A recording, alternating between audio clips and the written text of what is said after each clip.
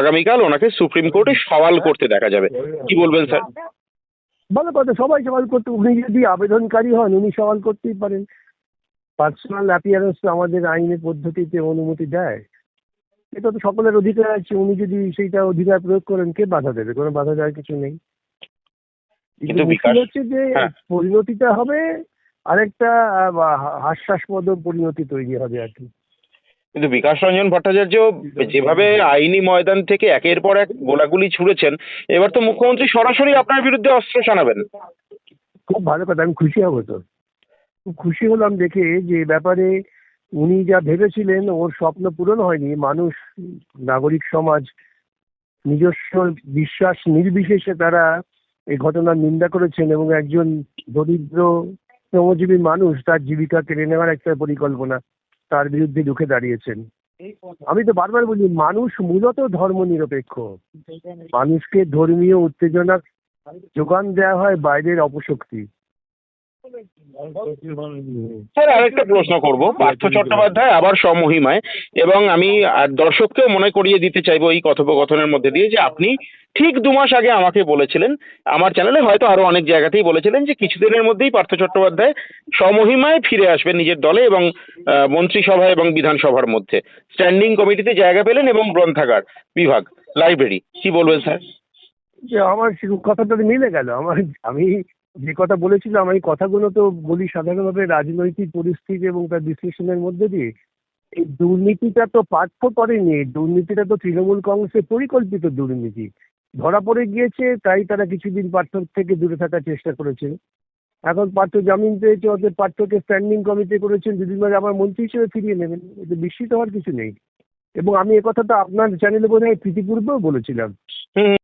নমস্কার, আপনি রয়েছেন কবিরের সঙ্গে। আজকে থাম্বনেল দেখে আপনি হয়তো ঈষৎ অবাক হয়ে গিয়েছেন, কিন্তু না, খুব একটা অবাক হওয়ার কিছু নেই। এবার হয়তো সত্যি আইনি লড়াইয়ে দেখা যাবে আসলে লড়াইটা রাজনৈতিক বিকাশ রঞ্জন ভট্টাচার্যের বিরুদ্ধে মুখ্যমন্ত্রী মমতা বন্দ্যোপাধ্যায়কে। কারণ তিনি সেরকমই ইঙ্গিত দিয়ে রাখছেন, তার কারণ তিনি আগামীকাল সুপ্রিম কোর্টে এসআইআর সংক্রান্ত মামলার হিয়ারিংয়ে পার্সোনাল অ্যাপিয়ারেন্স করতে পারেন বলে অন্তত এখনো পর্যন্ত আমাদের কাছে খবর। এবং তিনি ভিভিআইপি হিসেবে তার যে নিরাপত্তা, তিনি সেই নিরাপত্তা সংক্রান্ত ছাড়পত্র পেয়ে গিয়েছেন। রাজনীতির জন্য মমতা বন্দ্যোপাধ্যায় সবকিছু করতে পারেন, সেটা সিঙ্গুরের কারখানাকে সানন্দে পাঠানো হোক, বা সেটা এসএসসির বঞ্চিত চাকরি প্রার্থীদের, মানে যারা চাকরি হারিয়েছেন তাদেরকে এখন তো মনে হচ্ছে মিথ্যে আশা দেখানো।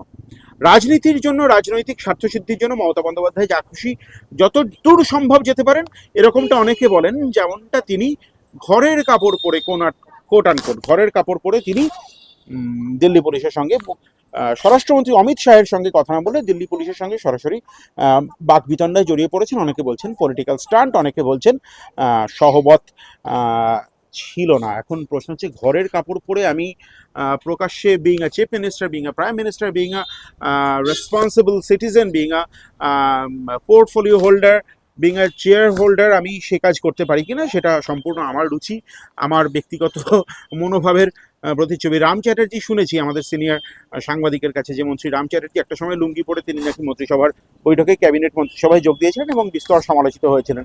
এখন সে কাজ কেউ যদি করেন, এক্ষেত্রে তো মানে এ তো কোনো আদর্শ আচরণবিধি নেই। সে কাজ কতটা রুচিসঙ্গত, সে উত্তর একমাত্র যিনি করছেন তিনি দিতে পারেন, এবং যারা দেখছেন, যারা বিচার করছেন তারা দিতে পারেন। বিকাশ রঞ্জন ভট্টাচার্য তার ফেসবুক পোস্টকে কেন্দ্র করে উত্তাল হয়েছে রাজ্য রাজনীতি এবং অনেকটা সোশ্যাল মিডিয়া। অনেকে বলছেন একজন মহিলা সম্পর্কে বিকাশ রঞ্জন ভট্টাচার্য যা বলেছেন, আপনারা দেখবেন স্ক্রিনে, যে একজন মহিলা সম্পর্কে এই কথা বলাটা হয়তো তার উচিত হয়নি। বিকাশ রঞ্জন ভট্টাচার্য বলেছেন, আমি তো কোনো অতিকথন করিনি, আমি কোনো মিথ্যে কথা বলিনি, যা হয়েছে তাই বলেছি। এতে রাজ্যের মহিলাদের মান সম্মান, কৃষ্টি, সেটা কোথাও গিয়ে হয়তো নষ্ট হয়েছে। যাই হোক, বিকাশ রঞ্জন ভট্টাচার্যের বক্তব্য আপনারা অবশ্যই শুনবেন। আমি ব্যক্তিগতভাবে অন্তত ঘরের পোশাকে প্রকাশ্যে আপনাদের সামনে বা প্রকাশ্যে সেটা আমি ব্যক্তিগতভাবে আসবো না, এটুকু আপনাদেরকে গ্যারেন্টি আমি দিতে পারি। অন্যকে কি করবেন সেটা তো তার ব্যাপার সম্পূর্ণ। অলিপাবের সেই ওয়েটার, তাকে তিনি মুক্তি পেয়েছেন ব্যাংশাল কোর্ট থেকে আজকেই। তার আইনজীবী বিকাশ রঞ্জন ভট্টাচার্যেরই জুনিয়র প্রথিতযশা আইনজীবী শামীম আহমেদ তার জন্য লড়াই করেছেন, এবং সঙ্গে ছিলেন নওশাদ সিদ্দিকী এবং অবশ্যই জয়রাজ ভট্টাচার্যের নাম এক্ষেত্রে প্রণিধানযোগ্য। এবং শামীম আহমেদ কিন্তু বলেছেন যে তিনি সায়ক চক্রবর্তী অর্থাৎ অভিযোগকারী এবং কলকাতা পুলিশের বিরুদ্ধে আইনি লড়াই জারি রাখবেন। এই গ্রেফতার ছিল বেআইনি। 299 বিএনএস ইচ্ছাকৃতভাবে অন্যের ধর্মানুভূতিতে, অন্যের ধর্মাবেগে, ধর্মীয় ভাবাবেগে আঘাত দেওয়া।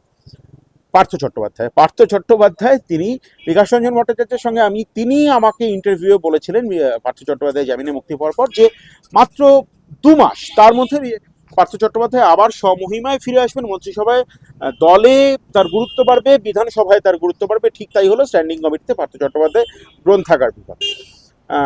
আগামী দিনে বিধানসভা নির্বাচনে দল তাকে নিয়ে কি পরিকল্পনা করছে সে তো সময় বলবে, কিন্তু এক্ষেত্রে কিন্তু সেই ভবিষ্যৎবাণী বিকাশ রঞ্জন ভট্টাচার্যের মিলে গেল। তিনি বলেছিলেন পার্থ চট্টোপাধ্যায় ফিরে আসবেন, ফিরে এলেন, এবং গুরুত্ব নিয়ে, আরো বেশি গুরুত্ব নিয়ে আগামী দিনে ফিরে আসেন কিনা সেটা সময় বলবে।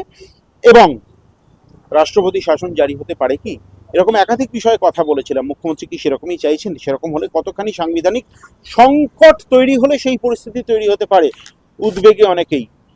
এসআইআর জানিয়ে সংকীর্ণ রাজনীতি চলছে। ওই যে বলছিলাম না, রাজনৈতিক স্বার্থসিদ্ধির জন্য রাজনীতিবিদরা অনেকটাই যেতে পারেন, এবং সেই নামটা যদি মমতা বন্দ্যোপাধ্যায় মুখ্যমন্ত্রী হয়, অনেকে বলছেন যে তিনি তো আবার বিরোধিতার জ্যাকেট গায়ে চড়িয়েছেন।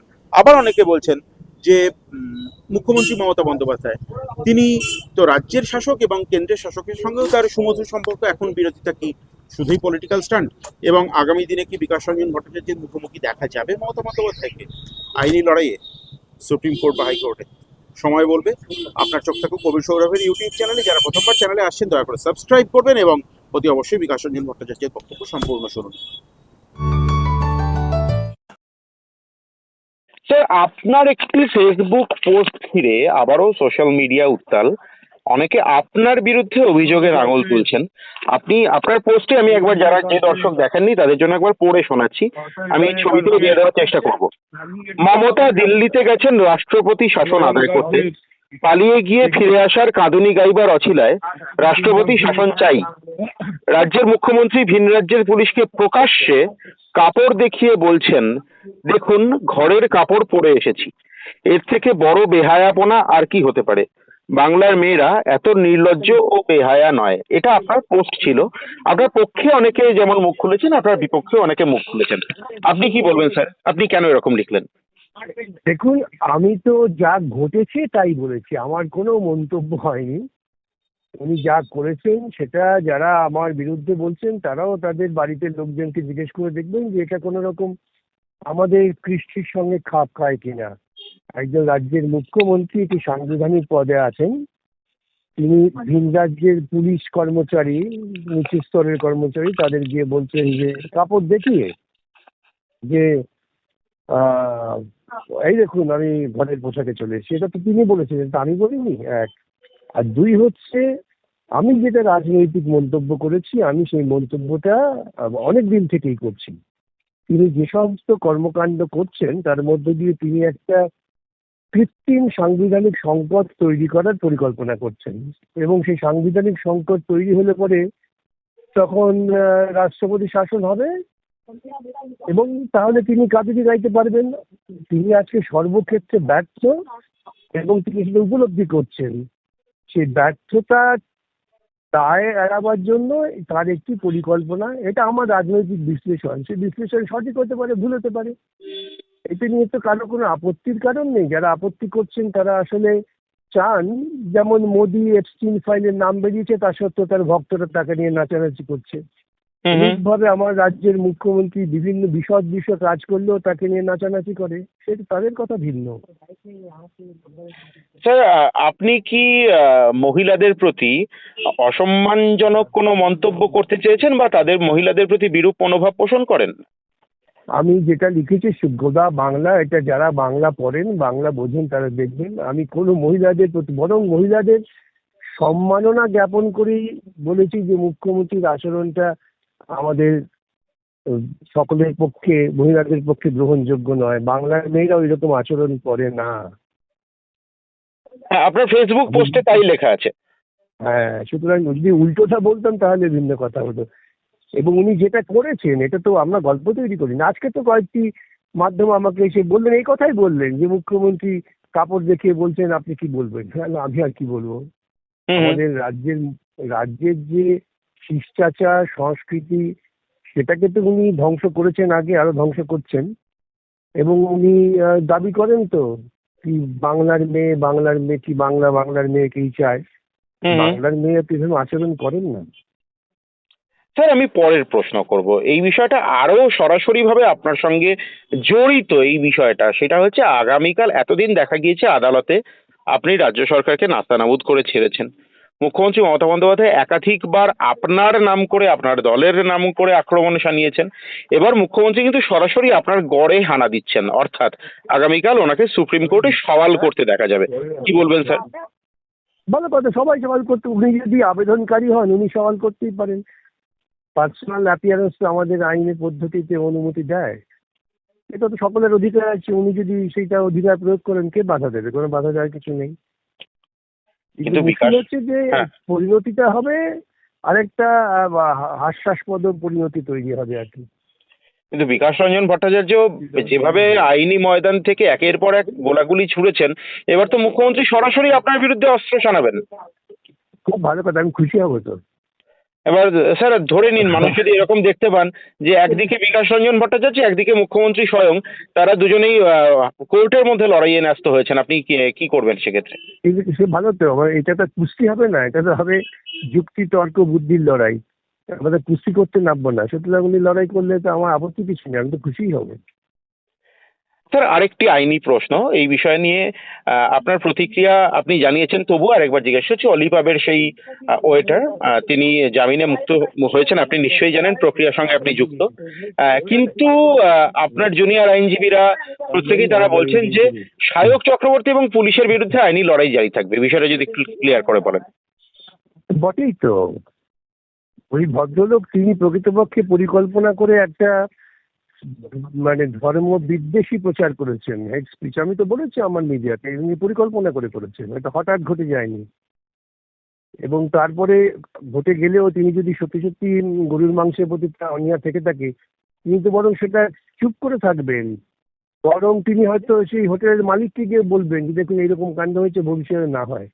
তিনি তো সোশ্যাল মিডিয়ায় গেলেন, উনি ভেবেছিলেন হাততালি পাবো, হাততালি পেতে গিয়েছিলেন, এবং সেটা করে তিনি পশ্চিমবঙ্গের মাটি যে এখনো শুকিয়ে যায়নি, মানুষ যে সঙ্গে সঙ্গে প্রতিবাদ করেছেন এবং তীব্রভাবে প্রতিবাদ করেছেন, এটা বোধহয় উনি আশা করেননি। স্যার একটা জিনিস দেখে কি আপনি কোথাও গিয়ে আশার আলো দেখছেন? কারণ একই ধর্মের অবলম্বী মানুষজন যারা হিন্দু ধর্মাবলম্বী, তাদের 80% কিন্তু ওই ওয়েটারের পাশে দাঁড়িয়েছেন, এবং পশ্চিমবঙ্গের যে সোশ্যাল ফেব্রিকটা ছিল, যে সেকুলার সোশ্যাল ফেব্রিক, সেটা কি কোথাও গিয়ে অক্ষুণ্ণ থাকছে বলে আপনার মনে হচ্ছে? আমি তো সে কথাই বললাম, আমি খুব খুশি হলাম দেখে যে ব্যাপারে উনি যা ভেবেছিলেন ওর স্বপ্ন পূরণ হয়নি। মানুষ, নাগরিক সমাজ নিজস্ব বিশ্বাস নির্বিশেষে তারা এই ঘটনার নিন্দা করেছেন, এবং একজন দরিদ্র শ্রমজীবী মানুষ তার জীবিকা কেড়ে নেওয়ার একটা পরিকল্পনা, তার বিরুদ্ধে রুখে দাঁড়িয়েছেন। আমি তো বারবার বলি, মানুষ মূলত ধর্ম নিরপেক্ষ। মানুষকে ধর্মীয় উত্তেজনা যোগান দেওয়া হয় বাইরের অপশক্তি।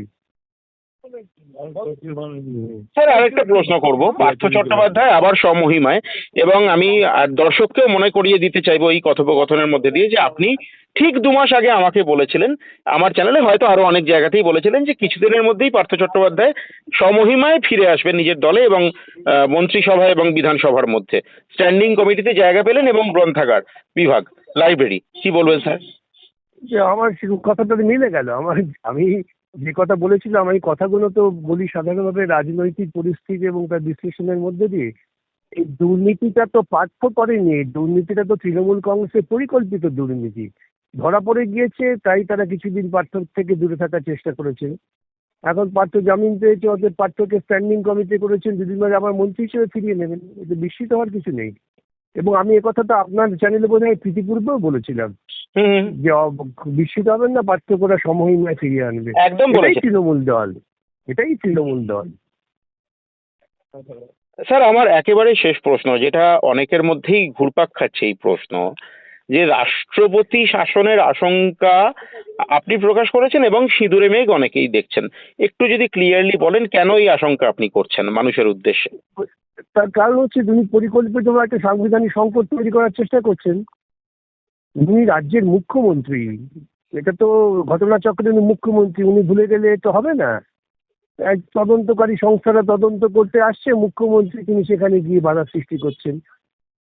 মুখ্যমন্ত্রীর পদ অধিষ্ঠিত করে সেখানে পুলিশ বাহিনীকে নিয়ে যাচ্ছেন। তারপর তিনি দিল্লিতে গিয়ে অন্য একটি রাজ্য, সেখানকার পুলিশ কি ব্যবস্থা নিয়েছে, তিনি মুখ্যমন্ত্রী হিসেবে সেই রাজ্যের মুখ্যমন্ত্রীর সঙ্গে কথা না বলে পুলিশের সঙ্গে তর্কে বিতর্কে নেমে বললেন। এটা তো সাংবিধানিক পদের যে মর্যাদা, সেই মর্যাদার প্রতি শোভা পায় না।